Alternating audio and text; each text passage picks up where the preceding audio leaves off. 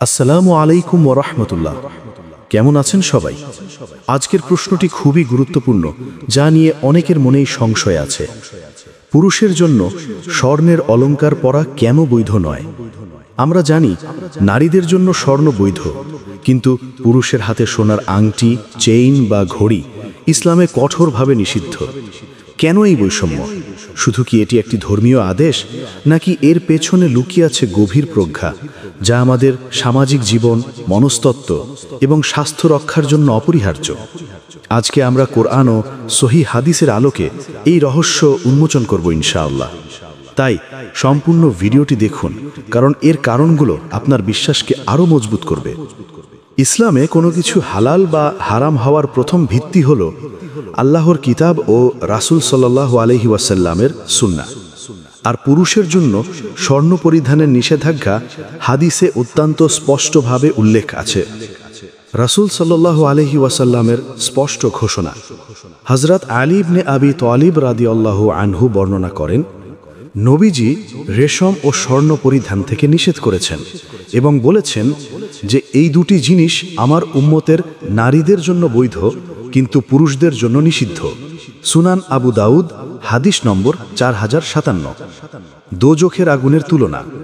হযরত ইবনে আব্বাস রাদিয়াল্লাহু আনহু থেকে বর্ণিত, একবার নবীজি সাল্লাল্লাহু আলাইহি ওয়াসাল্লাম এক ব্যক্তির হাতে সোনার আংটি দেখে তা খুলে ফেলে দিলেন এবং বললেন, তোমাদের কেউ কি ইচ্ছাকৃতভাবে দোজখের আগুনের টুকরা হাতে নিতে চাও?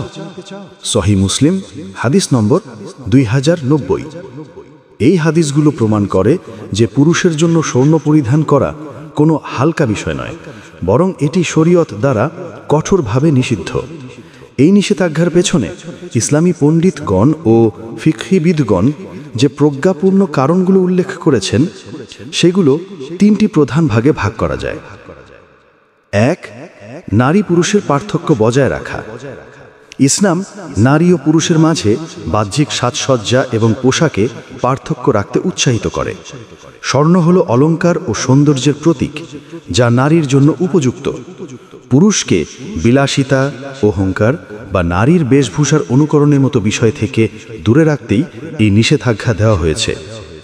ইমাম গজ্জালি রহমতুল্লাহি আলাইহি বলেন, এর উদ্দেশ্য হল যেন পুরুষ অহংকার, বিলাসিতা এবং আত্মভরিতা থেকে দূরে থাকে এবং নারী পুরুষের বাহ্যিক রূপে পার্থক্য বজায় থাকে।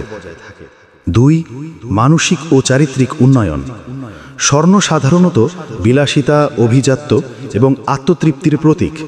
পুরুষকে বাহ্যিক চাকচিক্য থেকে দূরে রেখে তার মর্যাদা যেন চরিত্র, জ্ঞান ও দায়িত্ববোধে প্রতিষ্ঠিত হয়, এটাই ইসলামের লক্ষ্য। পুরুষের পৌরুষত্ব, আত্মসংযম ও মানসিক শক্তি রক্ষার জন্য তাকে এই ধরনের বিলাসিতা থেকে মুক্ত রাখা হয়েছে। একজন পুরুষের পরিচয় তার অলংকারে নয়, বরং তার কর্ম ও তাকওয়ায়। 3. বৈজ্ঞানিক ও স্বাস্থ্যগত কারণ। অনেকেই মনে করেন যে এর পেছনে একটি বৈজ্ঞানিক কারণও থাকতে পারে। কিছু আধুনিক গবেষণায় বলা হয়েছে, স্বর্ণ পরিধান করলে পুরুষের ত্বকে বা রক্তের ওপর এর প্রভাব পড়তে পারে। যদিও এটি সরাসরি হাদিস বা কোরআন সমর্থিত কারণ নয়, তবে অনেক আলেমের মতে আল্লাহর প্রতিটি আদেশের পেছনে মানুষের জন্য কোনো না কোনো কল্যাণ নিহিত থাকে। এখন প্রশ্ন আসতে পারে, যদি চিকিৎসার জন্য স্বর্ণ ব্যবহার প্রয়োজন হয়, তাহলে কি করা যাবে? ইসলামে প্রয়োজনে ছাড়ের বিধান রয়েছে। যেমন সাহাবী আরফাজা রাদিয়াল্লাহু আনহুর নাক কেটে গেলে নবীজি সাল্লাল্লাহু আলাইহি ওয়াসাল্লাম তাকে সোনার নাক বানাতে অনুমতি দিয়েছেন। মুসনাদে আহমদ, হাদিস নম্বর 18527। অর্থাৎ যেখানে কোনো বিকল্প নেই বা চিকিৎসার জন্য অপরিহার্য, সেখানে এই নিষেধাজ্ঞা শিথিল হতে পারে। তবে সাধারণ অলংকার হিসেবে সোনার আংটি, চেইন বা ঘড়ি পুরুষের জন্য সর্বাবস্থায় হারাম। অতএব আমরা দেখলাম, পুরুষের জন্য স্বর্ণের অলংকার নিষিদ্ধ হওয়ার কারণ শুধু একটি ধর্মীয় অনুশাসন নয়, বরং এটি এমন একটি প্রজ্ঞাপূর্ণ বিধান যা পুরুষকে বিলাসিতা, অহংকার ও চারিত্রিক দুর্বলতা থেকে রক্ষা করে, তার পৌরুষত্ব ও আধ্যাত্মিক চরিত্রকে মজবুত করে। আল্লাহ ও তার রাসূল সাল্লাল্লাহু আলাইহি ওয়াসাল্লামের প্রতিটি নির্দেশের পেছনেই আমাদের জন্য কল্যাণ নিহিত, হোক তা প্রকাশ্য বা অপ্রকাশ্য।